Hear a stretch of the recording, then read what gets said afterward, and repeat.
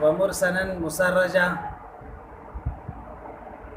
مصنف رحمہ فصاحت فی المفرد کے اندر جو دوسرے لفظ ہے غرابت، اب اس کے تعریف آپ کو بتا رہے ہیں۔ غرابت غریب سے ہے۔ غریب کا معنی ہے ناشنا۔ مسافر کو بھی غریب اس لیے کہتے ہیں کہ اس کو کوئی نہیں پہچانتا، کوئی نہیں پہچانتا کیونکہ اجنبی ہوتا ہے۔ تو غرابت کا معنی بھی یہی ہے کہ لفظ کا ایسا واقع ہونا کہ کوئی اس کے معنی نہیں جانتا۔ کون الکلمت، اب اصطلاحی تعریف غرابت کا کیا ہے؟ کلمے کا وحشی ہونا۔ آپ کو بتایا وحشی ہونے کا مطلب کیا ہے؟ غیر ظاہرۃ المعنی، جس کے معنی واضح نہ ہو، جس کے معنی یعنی جس کے معنی واضح نہیں ہے۔ معنی واضح ہے یعنی آسانی کے ساتھ اس کے معنی موضوع کی طرف ذہن نہیں جاتا۔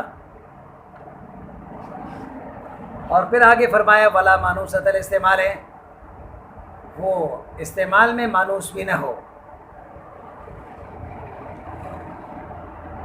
اور مانوس ہونے کا مطلب یہ ہے کہ جو اصل عرب ہے اس کو استعمال نہیں کرتے ہیں۔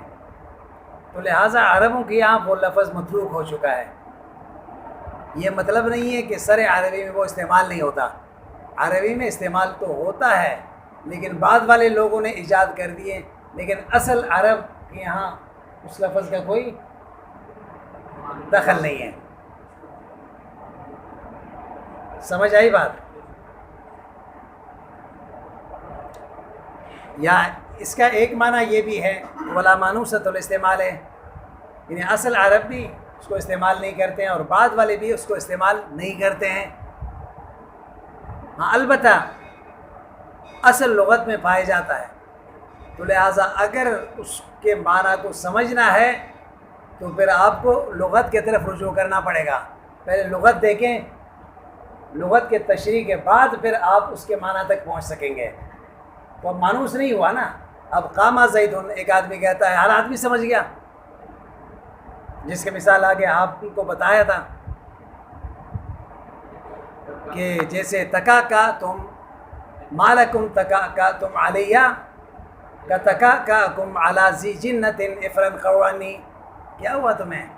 میرے پاس ایسے جمع ہو گئے جیسے کہ ایک آدمی کے اوپر جن کا حملہ ہوا ہو تو لوگ سارے چاروں طرف اس کو دیکھ رہے ہیں۔ افرن قوانی یعنی اس کا مطلب کیا ہے؟ یہ تفرقو۔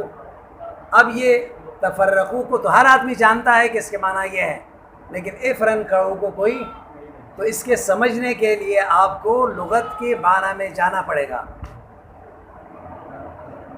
اس لیے یہ غریب ہو گیا۔ کیا ہو گیا؟ نحو مسرج، مصنف اس کا مثال ذکر کر رہا ہے جیسے مسرج ابن حجاج کے، یہ روبہ ابن عبداللہ کا نام ہے اور اس کی کنیت ہے ابن الحجاج، نام اس کا روبہ ہے، والد کا نام عبداللہ ہے۔ ومقلتاً وحاجباً مزججا ومرسنا وفاہما ومرسنا، تو آپ کو بتا دیا کہ مقلا کہتے ہیں آنکھ کو، اصل میں تو آنکھ کے اس پتلی کو کہتے ہیں جس میں سیاہ و سفیدی ہوتی ہے، تو اس سے بڑی آنکھوں والی مراد ہے۔ اور حاجب کہتے ہیں روح کو جو، اور مزجج کا معنی ہے باریک اور لمبے۔ بات سمجھ میں آئی؟ اور فاہم یہ بتا رہے آپ کو کہ فاہم یہ اصل میں فہم سے ہے۔ فہم کہتے ہیں کوئلے کو، اور کوئلہ بالکل سیاہ ہوتا ہے۔ یہاں مراد ہے کہ وشارن فاہمہ، یعنی سیاہ بال ہے میرے ممدوح کے، وہ مرسنن اور کڑی اور چمکدار ناک ہے۔ آپ کو بتا دیا کہ مرسن اصل میں یہ اونٹ کی ناک کو کہتے ہیں جس میں نکیل ڈالے جاتے ہیں، لیکن یہاں مطلق ناک مراد ہے۔ مسرجن سیف سریجی کی طرح چمکدار ہے، اور یا سیف سریجی کے طرح باریک ہے اور برابر ہے، جس میں ٹیڑھا پن نہیں ہے۔ اور سریج جو ہے اسم قین ینسب الیہ السیوف، ایک غلام تھے اور ایک لوہے کا کام لوہار تھے جس کے طرف تلوار کا نسبت کیا گیا، چونکہ اچھا تلوار وہ بناتے تھے تو اس وجہ سے اس کی طرف نسبت کیے گئے۔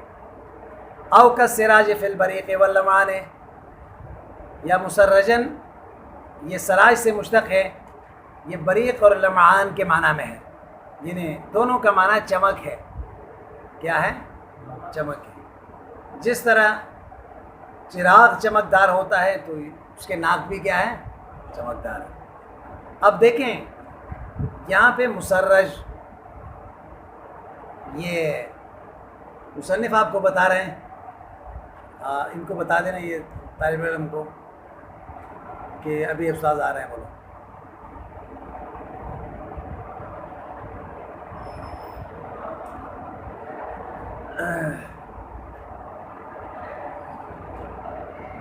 بتا دیا؟ اتنی بات سمجھ میں آئی؟ اچھا، آپ کو بتا دیا ہے اس میں مسرجن میں دونوں صورتوں میں تشبیہ پائے جاتے ہیں۔ کیا پائے جاتے ہیں؟ یا سیف سریجی کے ساتھ اس کو تشبیہ دیا گیا، یا سراج کے ساتھ اس کو تشبیہ دیا گیا۔ تو اب غرابت کا وجہ یہاں پہ کیا ہے؟ مصنف آپ کو یہ بتانا چاہتا ہے کہ مسرجن یہ اسم مفعول کا صیغہ ہے۔ کیا ہے؟ اور اسم مفعول یہ مشتق ہوتا ہے۔ کیا ہوتا ہے؟ اور ہر مشتق کے لیے مصدر چاہیے جس کی طرف اس کا رجوع ہوتا ہے، کیونکہ مصدر ہی اصل ہوتا ہے نا۔ اب کتب لغت میں ہم نے تلاش کی تو تسریج کے نام سے کوئی مصدر نہیں پایا جاتا ہے۔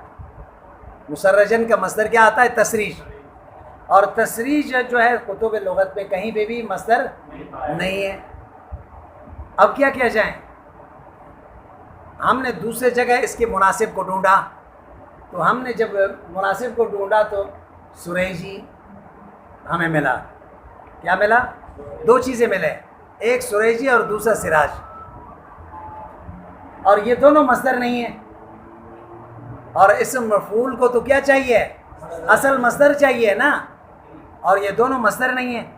اب اس سے اشتقاق صحیح نہیں ہو سکتا، تو لہٰذا تو اس کلام کو غلطی پر حمل کرنا بھی صحیح نہیں ہے۔ کیوں؟ ہم یہ بھی نہیں کہہ سکتے ہیں کہ یہ کلام غلط ہے، اس لیے کہ ابن الحجاج ایک معتبر شاعر ہے عرب کے، اور ایسے معتبر شاعر غلطی نہیں کر سکتا، غلطی نہیں کر سکتا۔ تو اس لیے ہم یہاں پہ ایک تعویل ایسا کریں گے جس سے ابن الحجاج کے کلام غلطی سے بچ جائے گا۔ کیا ہو جائے گا؟ اب یہ ہے کہ مصنف علیہ رحمہ یہ فرما رہے ہیں کہ یا تو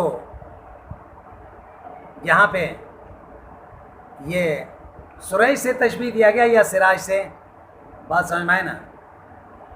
تو اس وجہ سے اس تشبیہ کے بنیاد پر یہ استعمال کیا گیا، تشبیہ کے طور پر استعمال کیا گیا۔ یہ بات سمجھ میں آ گئی؟ اب یہ سمجھنے کے بعد فَإِن قُلْتَ لِمَا لَمْ يَجْعَلُوهُ اسْمَ مَفْعُولٍ مِّن سَرَّجَ اللَّهُ وَجْهَهُ بَهَجَهُ وَحَسَنَ،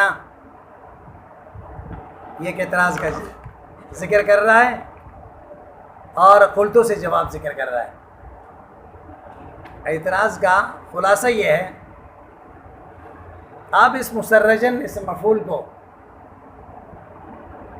سرج اللہ وجہہ سے کیوں مشتق نہیں مان رہے ہیں؟ کس سے؟ تو اس صورت میں مسرجن کا معنی ہوگا منور۔ کیا ہو جائے گا؟ تو پھر نہ تو تشبیہ کی ضرورت ہوگی، مسرجن کا معنی منورن روشن، نہ اس میں سیف سریجی سے تشبیہ دینے کی ضرورت پیش آئی، نہ اس میں سراج سے لینے کی ضرورت پیش آئی، تو غرابت سے بھی بچ جائے گا۔ غرابت سے بھی یہ سوال سمجھ میں آ گیا؟ مصنف دیکھیں پہلے سوال دیکھیں، فَإِن قُلْتَ، اگر آپ یہ کہیں لِمَا لَمْ يَجْعَلُوهُ، کیوں نہیں بناتے ہیں اس کو اس مفعول سرج اللہ وجہہ سے، معنی ہو جائے گا بہجہ وحسنہ، یعنی خوبصورت بنا، منورن کے معنی میں ہو جائیں گے۔ قل تو میں یہ کہتا ہوں احتمال ہے یکون مستحدثاً، پہلے معنی دیکھیں، یہ احتمال ہے کہ یہ نئے لیا گیا ہو، مستحدث ہو، وہ مولدن لیا گیا ہو سراج سے، او یکون من باب الغرابہ، یا غرابت کے باب سے ہو۔ مصنف دو باتیں ذکر کر رہے ہیں، ہم سرج اللہ وجہہ سے نہیں لے سکتے ہیں۔ کیوں نہیں لے سکتے ہیں؟ اس لیے ابن العجاج یہ شعرائے قدیم شعراء میں سے عرب کے، اور یہ ممکن ہے کہ یہ جو سرج اللہ وجہہ کے معنی میں آپ لے رہے ہیں نا، یہ پھر بعد میں متاخرین نے لیے، جن کو اس لفظ کو آپ مولد بھی کہہ سکتے ہیں، جو نئے لوگوں نے لیے، تو لہٰذا قدیم کو لاحق کے ساتھ نہیں ملا سکتے ہیں۔ اب یہ نہیں کہہ سکتے ہیں کہ مشتق وہ پہلے ہو اور مشتق من ہو بعد میں ہو۔ مشتق من ہو پہلے ہوتا ہے نا، کیا ہوتا ہے؟ آپ نے مشتق من ہو کو پہلے مانا اور مشتق کو کیا مانا؟ بعد میں۔ سابق کو لاحق کے ساتھ آپ نے ملا دیے، تو ایسا نہیں ہو سکتا۔ او یکون من باب الغرابت ایضاً، یا دوسرا وجہ یہ ہے کہ یہ باب غرابت سے ہیں۔ باب غرابت سے ہونے کا مطلب یہ ہے کہ غرابت کا معنی بتا دیا تھا کہ کون الکلمت وحشیہ غیر ظاہرۃ المعنی، غریب کا معنی یہ ہے، کلمے کا غریب ہونے کا مطلب یہ ہے جس کا معنی واضح نہ ہو۔ جب تک لغت کی طرف رجوع نہیں کریں گے وہ معنی سمجھ میں نہیں آتا، تو اس صورت میں بھی پھر غرابت اس اعتبار سے ہو جائے گا، تو ہمیں لغت کی طرف جانا پڑے گا۔ سمجھ آئی بات؟ تو پھر بھی غرابت باقی رہا، پھر بھی غرابت کیا ہوا؟ باقی رہا۔ چلیے